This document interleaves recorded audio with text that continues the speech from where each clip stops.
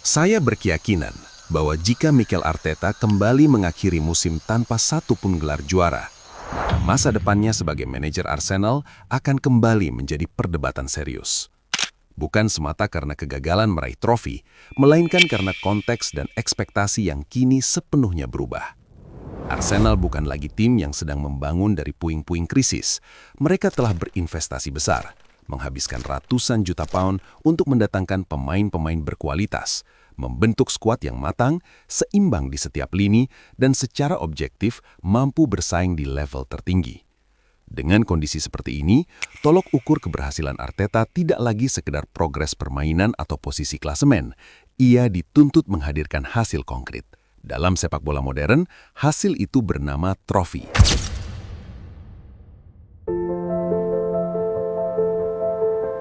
Jika Arsenal kembali finish sebagai runner-up tanpa satu pun gelar juara, maka narasi tentang proses akan mulai kehilangan kekuatannya.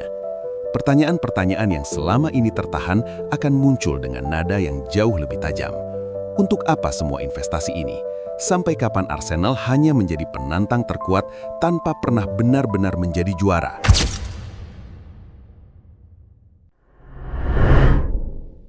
Pada titik tertentu, kesabaran publik akan habis. Proyek sebesar ini tidak bisa selamanya dinilai dari niat baik dan arah yang benar. Bukti akhirnya tetap harus berbentuk kemenangan.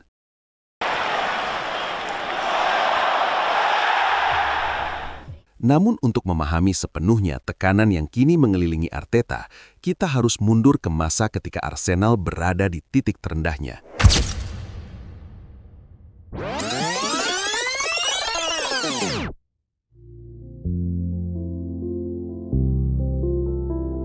Ada sebuah periode gelap di mana klub ini benar-benar kehilangan identitas. Emirates Stadium terasa sunyi, bukan karena kursi kosong, tetapi karena hilangnya harapan. Permainan di atas lapangan tak lagi mencerminkan nilai-nilai yang dahulu selama puluhan tahun melekat pada Arsenal. Klub yang dahulu dikenal dengan sepak bola atraktif dan dominasi teknis perlahan berubah menjadi tim yang rapuh, mudah goyah, dan kehilangan arah.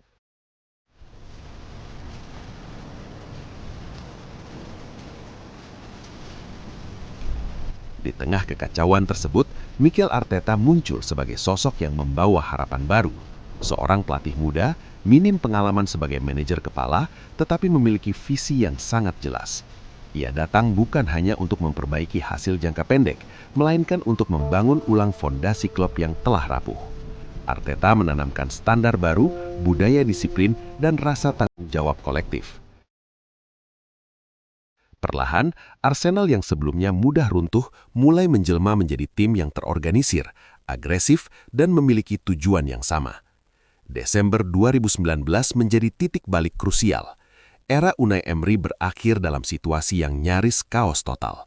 Arsenal terdampar di papan tengah, suasana stadion datar, dan permainan tim tak lagi memiliki karakter. Klub membutuhkan figur yang mampu memulihkan kepercayaan, bukan hanya melalui hasil, tetapi melalui identitas bermain. Pada 20 Desember 2019, Arsenal resmi menunjuk Mikel Arteta sebagai pelatih kepala. Mantan kapten Arsenal kembali, kali ini membawa pengalaman dari Manchester City sebagai asisten Pep Guardiola, lengkap dengan pemahaman mendalam tentang struktur, detil taktik, dan budaya juara. Arteta datang dengan misi yang sangat berat. Ia mewarisi skuad yang terpecah, kepercayaan diri yang hancur, dan ekspektasi publik yang bercampur antara harapan dan skeptisisme.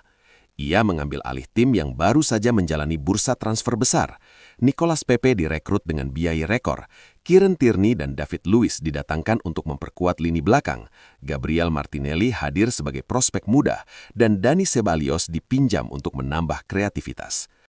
Para pemain ini bukan pilihannya, tetapi menjadi fondasi awal proyeknya. Pertandingan-pertandingan awal di bawah Arteta langsung memperlihatkan perubahan. Arsenal tampil lebih terorganisir, lebih kompak, dan lebih berani tanpa bola. Kemenangan atas Manchester United di awal 2020 menjadi simbol kebangkitan emosional. Emirates kembali hidup. Arteta tidak langsung melakukan revolusi besar. Ia memilih membangun struktur terlebih dahulu. Bursa transfer Januari dimanfaatkan untuk mendatangkan Pablo Mari dan Cedric Soares, rekrutan fungsional yang mencerminkan pendekatannya yang pragmatis. Secara taktik, Arteta mengutamakan stabilitas. Ia bereksperimen dengan berbagai formasi, mulai dari 4-2-3-1 hingga 3-4-3, terutama setelah kompetisi dilanjutkan pasca lockdown. Meski performa Liga masih naik turun dan Arsenal finish di posisi ke-8, hasil terburuk dalam puluhan tahun, harapan muncul lewat Piala FA. Perjalanan Arsenal di Piala FA 2020 menjadi kisah tersendiri. Di final melawan Chelsea, Arsenal menunjukkan ketenangan dan efisiensi. Aubameyang menjadi pahlawan dan Arsenal mengangkat trofi Piala FA mereka ke-14.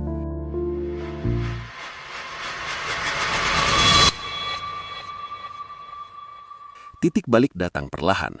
Kedatangan Martin Odegaard di bulan Januari membawa kreativitas yang selama ini hilang. Permainan mulai hidup, meski kebangkitan datang terlambat, dan Arsenal kembali finish di posisi ke-8, fondasi tim muda mulai terlihat jelas. Manajemen memilih bertahan dengan Arteta, keputusan yang kontroversial tetapi krusial. Musim samar 2021 menandai transformasi besar. Arsenal melepas pemain-pemain senior yang dianggap tidak sejalan dengan visi jangka panjang. Fokus dialihkan sepenuhnya ke pembangunan tim muda. Ben White, Aaron Ramsdale, Odegaard, dan Tomiyasu didatangkan. Identitas Arsenal berubah secara radikal. Awal musim kembali buruk, tetapi setelah itu Arsenal tumbuh menjadi tim yang agresif, berani, dan terstruktur. Musim 2021-2022 berakhir dengan kekecewaan pahit ketika Arsenal gagal lolos ke Liga Champions di pekan-pekan terakhir. Namun untuk pertama kalinya sejak era Wenger, arah klub terlihat jelas. Musim berikutnya, dengan kedatangan Gabriel Jesus dan Zinchenko, Arsenal benar-benar melonjak. Mereka memimpin liga dalam waktu lama, memainkan sepak bola menyerang yang penuh keyakinan. Meski akhirnya kalah bersaing dengan Manchester City dan finish sebagai runner-up, Arsenal kembali menjadi penantang serius.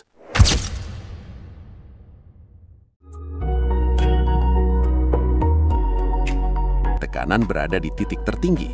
Proyek ini telah melewati fase pembangunan. Arsenal memiliki skuad elit, sistem matang, dan dukungan finansial penuh. Jika trofi terus menjauh, maka pertanyaan besar akan muncul. Apakah Arteta adalah orang yang tepat untuk membawa Arsenal melintasi garis akhir? Januari 2026 memberikan gambaran menarik. Arsenal memimpin klasemen dengan 45 poin dari 19 pertandingan, memiliki pertahanan terbaik di liga dengan hanya 12 gol kemasukan. Arsenal kembali menjadi satu kesatuan antara tim dan komunitasnya. Arteta telah mengajarkan satu hal, membangun ulang klub besar membutuhkan waktu, keberanian, dan keyakinan. Namun sejarah sepak bola selalu kejam. Pada akhirnya, proses yang paling indah pun harus berujung pada kemenangan. Jika tidak, maka kisah kebangkitan ini bisa berubah menjadi cerita tentang kesempatan emas yang terlewatkan.